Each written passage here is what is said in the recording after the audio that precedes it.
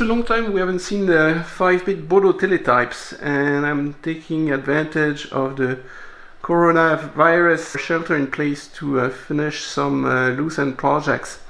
And one of them was a suggestion that we should connect this to a modern machine, maybe a Linux one. As you might remember from the restoration over a year ago, this Model 15 teletype is an entirely mechanical device which was introduced in 1930.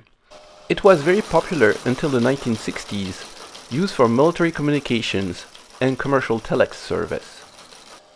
On the transmit side, it uses a rotating contact to encode the bits. On the receive side, it uses a mind-bogglingly clever mechanical system driven by an electromagnet to decode the bits and print them onto a roll of paper.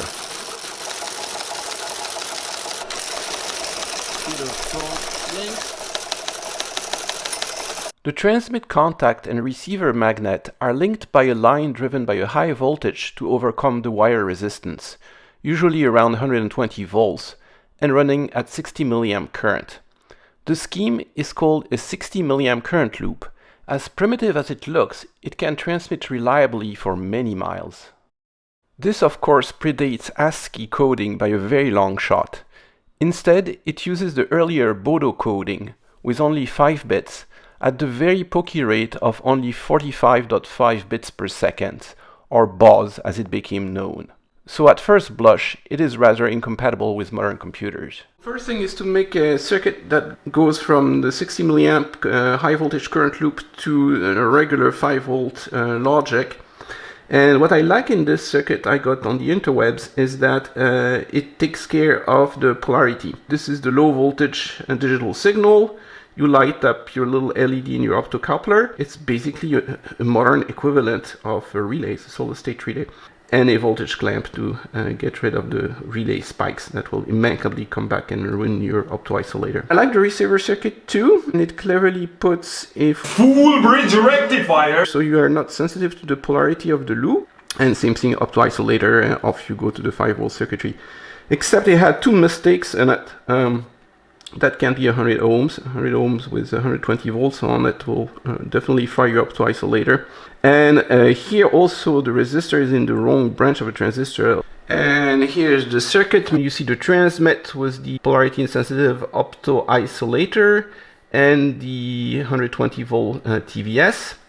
And in the receive section you have the power resistor, the full bridge rectifier, the 1K resistor, not the 100 ohms, the simple opto-isolator, and the resistor in the right branch of the circuit, and out it comes at plus minus 5 volts RX and TX. I wanted to give it a whirl and try it on the teletype here, except that I need a source of 5-bit 45.5 baud, and I haven't made that contraption yet, but I have the HP 8018 serial data generator. So what this antique instrument can do is generate a serial bit stream, and you have a giant memory of 2K bits. Let's do the 1-bit pattern. Load word is our bit. I can add another bit. Here are 2 bits.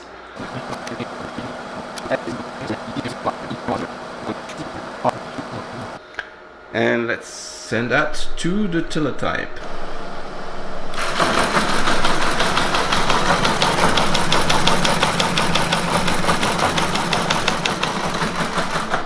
So okay, my interface works. Let's write some modern Arduino stuff.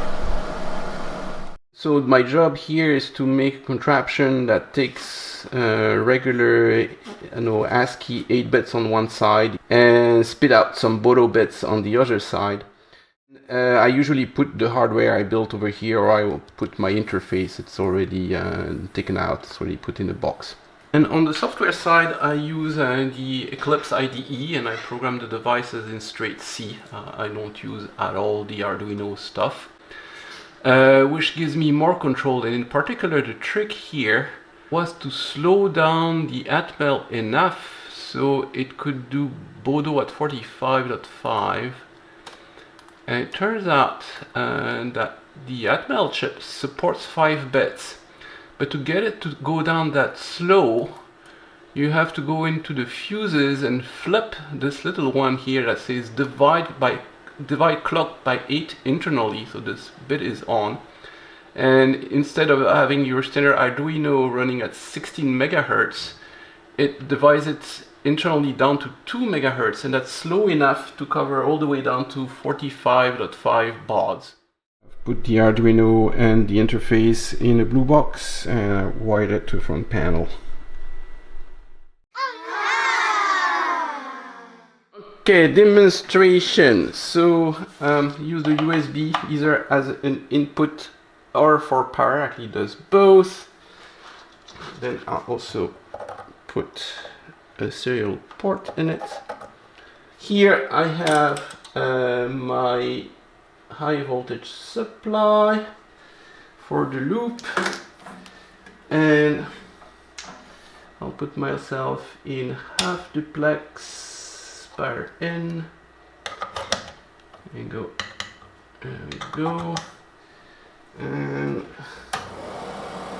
okay, it's on. If I turn to over here, let me make a terminal, and it's using, I think I'm on COM4. You want to turn X on, X off if you send back files. Alright, so now I type on this, it goes back to the other end.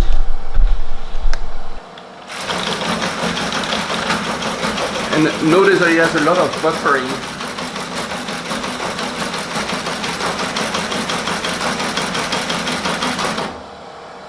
And the extra feature I have added is the lowercase mode. Of course, the original Unix did support all caps. Heck, that's how it was developed on ASR33 teletypes. But this feature seemed not to be functional in modern distributions. Although the -U option is still there, it sure didn't work for me. And then for the occasional capitalization I need, what I elected to do is to use the blank key as a prefix. Let's do CuriousMarc, and I'll capitalize CuriousMarc. So I'll do blank C-U-R-I-S blank M-A-R-C, and that of course is here, it's all caps because that's the only thing I can do. But on the receive side, it did capitalize it properly. So with these modifications, I think I can log into Linux. So here's the setup. On the right, it's my Dolch, which has booted an old version of Linux. Now the box is set up in full duplex. The transmit, which is powered by this box, and the receive comes with this other box because I have to power the receive loop separately since it's not half duplex, they are two independent loops. So they are both connected to my high power supply. Now it powers two loops, so I have 120 milliamp instead of 60. And actually if I turn this on, that should be okay. So that's where we need the Linux foo to come in, and I always get it wrong. I have two serial ports, TTY S0 and TTY S1. I'm on S0 I believe, so it would be set TTY -f/dev/TY S0 ND600, and I want X on, X off, so IX on, IX off. So now I have to generate a login shell. Has been ageti alternate get TTY S0, and then I have to tell it what type of terminal. I try TTY33, which is ASR33. That should do it. I put myself in lowercase mode here, so I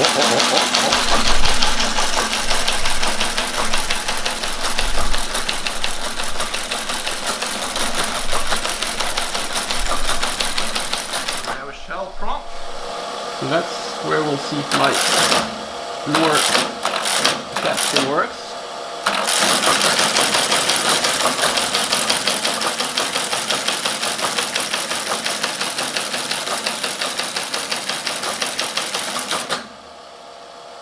Cannot possibly work without effective roots. Ah, I have to do sudo. Okay. Alright. Almost there. Sudo super user do. Okay. Okay. Try it again.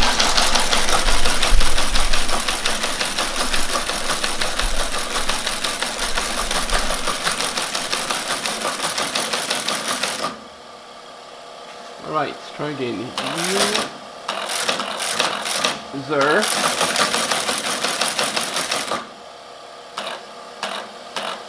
Okay, doesn't echo my password, that's correct. Oh, we're in!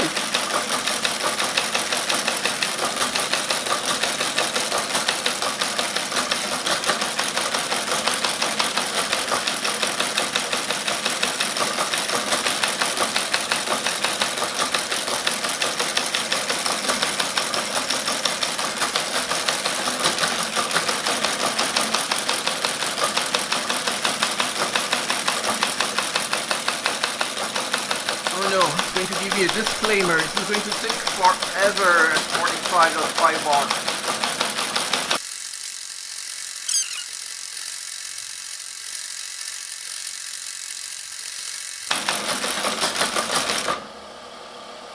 Alright. So I should have a computer at the other end of this old mechanical contraption. So, let's do an alias ls, because I know this distribution does color by default, which is will give me all the extra characters I don't want. So do ls. Let's see what we have in this directory.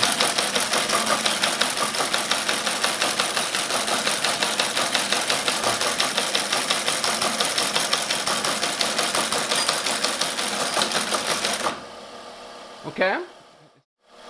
So what can you do? Well, probably not very much, because you can't do any programming, because you don't have even there's no plus sign, there's no equal sign, there's no backlash, so you're really limited in what character you can input into this thing. But I could do a little bit of single line editing. Let's try it. Let's do ed. Okay, single line editor.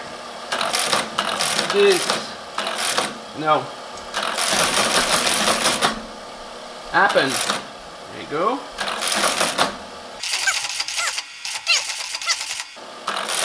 Can I go second line? So ed being the original editor for teletypes, one line at a time, and to get out of it, it's figs dot. I have to go back to letters or I'll forget. Alright, and now I want to change the second line, so I would go to line 2 figs 2 letters at the teletype. Now I want to change it. I do C.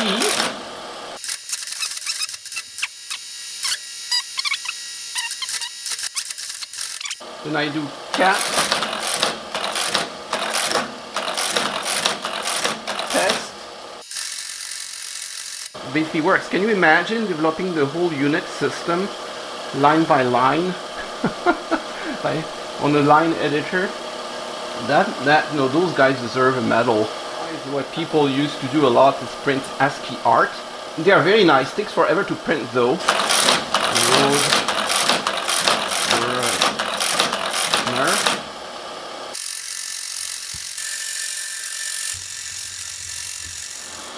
And here's Roadrunner and my whole Unix session. There, not that it's useful or anything, but it can be done. In 1930, Bodo Teletype as a terminal for Linux. Alright commenters, I think I have done it. And don't miss the next episode, as we might well try to connect to Linux using Morse code this time.